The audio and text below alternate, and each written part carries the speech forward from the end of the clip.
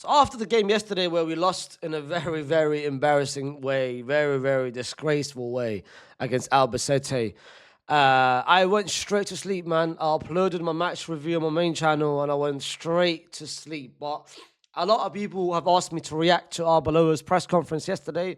Apparently, he said something crazy. I haven't seen any quotes online. I haven't watched it. So I'm going to watch it with you guys as a collective. Before we get to it, make sure you like the video. Make sure you subscribe to the second channel because I'm going to be posting a lot more outside of what I do on my main channel on the second channel, like press conferences, just random like small videos on this second channel. So make sure you subscribe to the second channel. We're trying to get to 25k on this one, and of course comment your own thoughts. If you haven't seen it yourself, react together. Let's react together, and of course drop a hype. I don't know what it does, but hype, and also subscribe to man like Viking, Real Madrid Vikings. He does this a lot. He translates all the press conferences for any managers before game, pre-game. He's a good guy.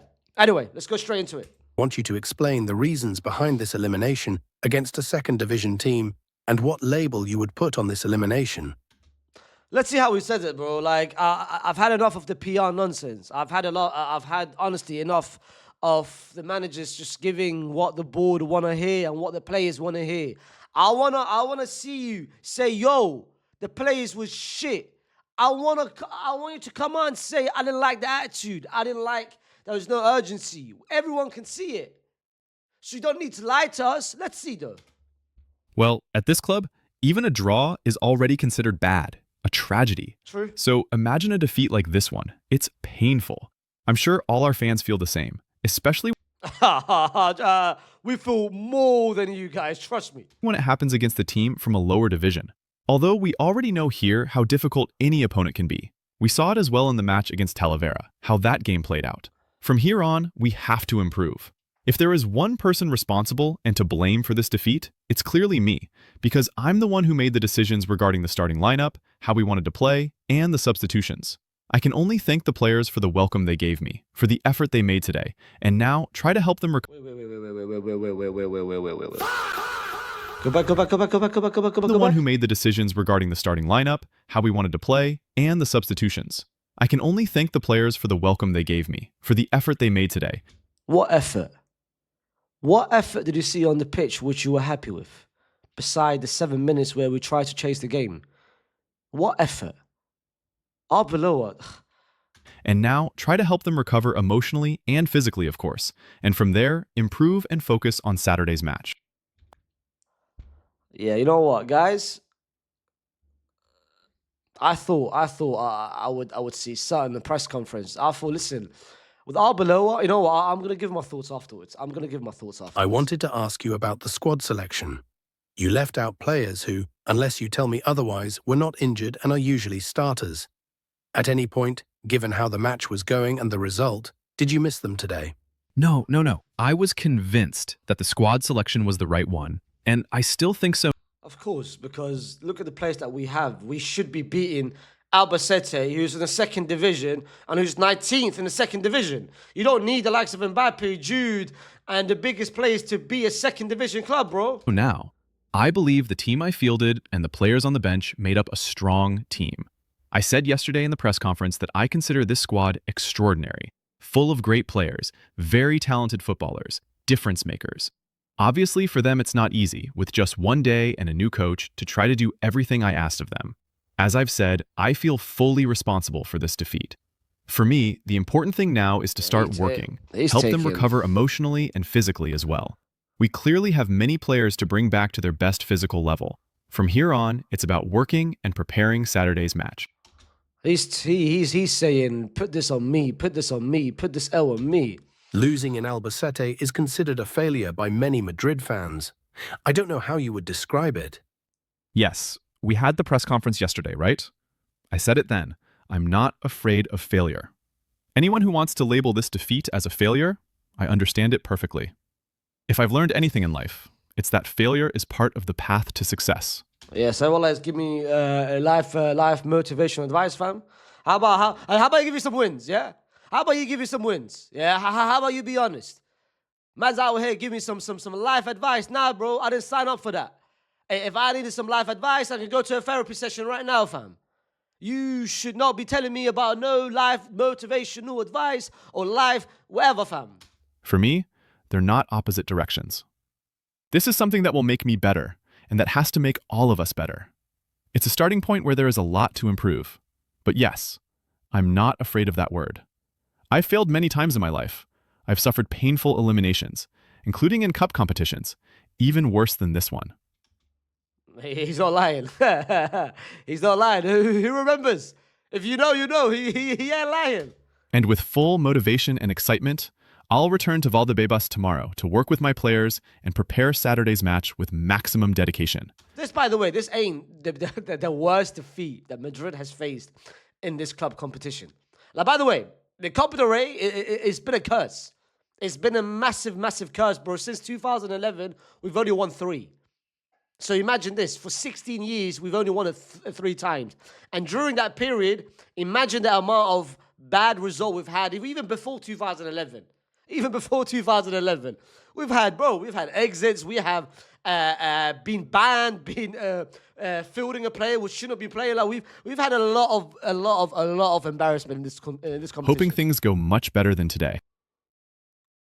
When there's an early elimination, the only positive takeaway is often that there's more time to train and prepare for other competitions. That would be true if we were a smaller team, but if we're being real, this is the only competition that I could see us winning. So now... I don't know if this is any relief, and how you found the team physically in these first hours working with them. Losing at Real Madrid is never a relief.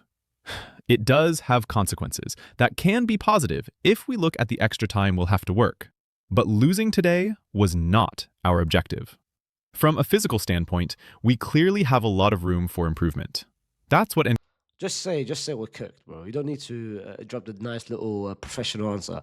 Just say we're shit. Just say we're not running around. Antonio is here for, to give us that extra edge and help us recover our best version. The same football-wise on my side and physically on Antonio's side, which I believe we need. The same Dunny who, when he was You've here, talked get a lot about of how injuries. hard the players worked and how difficult it must have been for them to compete here with only one day. You've also only had one day and asked them to do different things. Given that, shouldn't what happened today fall more on the players? Should they have given more? Yes! What I saw were players who wanted to win, who worked hard, who tried to do what I asked. I told them, Did we watch a different game? I have absolutely nothing to reproach them for. Who tried to... What I saw were players who wanted to win, who worked hard, who tried to do what I asked. I told them I have absolutely nothing to reproach them for, neither for how they welcomed me yesterday, nor for the attitude they showed today. I understand the fans. Real Madrid fans know the level of demand that comes with this badge and this history. We're all going home hurt tonight, hurt when we go to bed. But tomorrow, we have no choice but to get up and go back to work, prepare Saturday's match at the Bernabeu in front of them, because we owe them a lot. We still have 2 very important titles to fight for, and a lot of work to do. Did we watch a different game, guys? Did Arbeloa, was Arbeloa in charge for the Betis game or something? We saw a very frustrated Vinny. Things weren't working for him, and he was often talking to you. How did you see him? How do you assess his performance?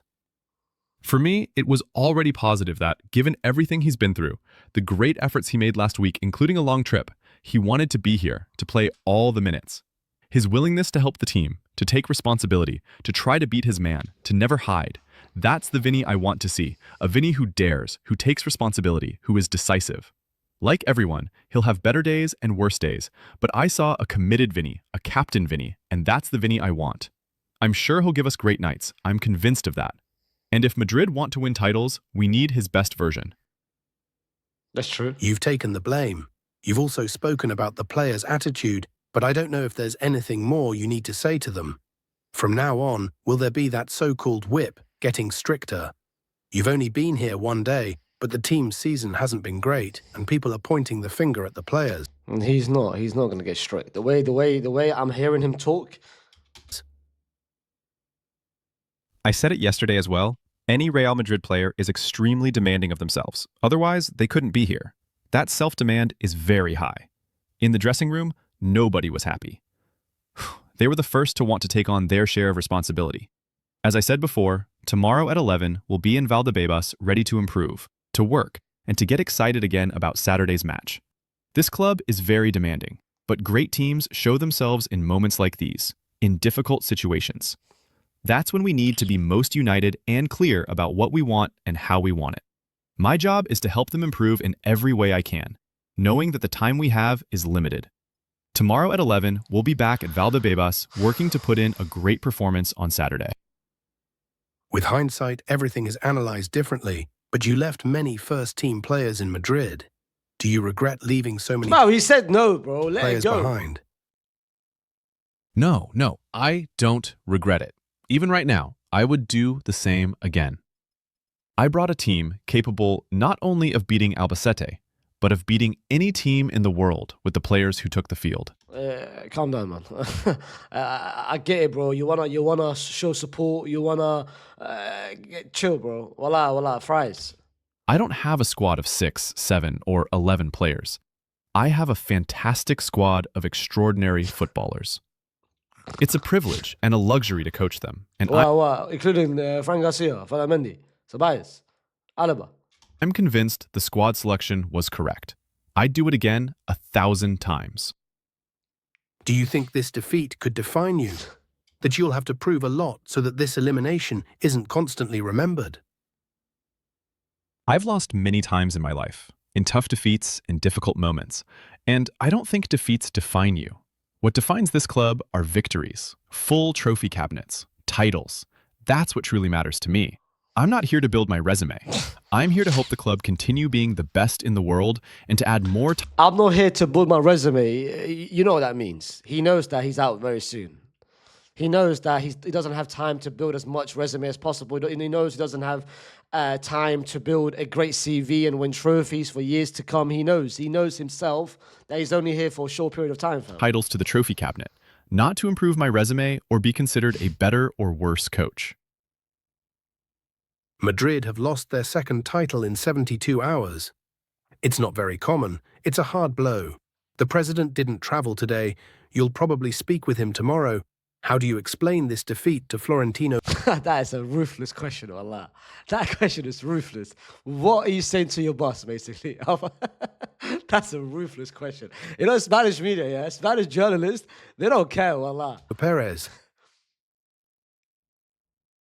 I don't think the club president needs me to explain anything to him.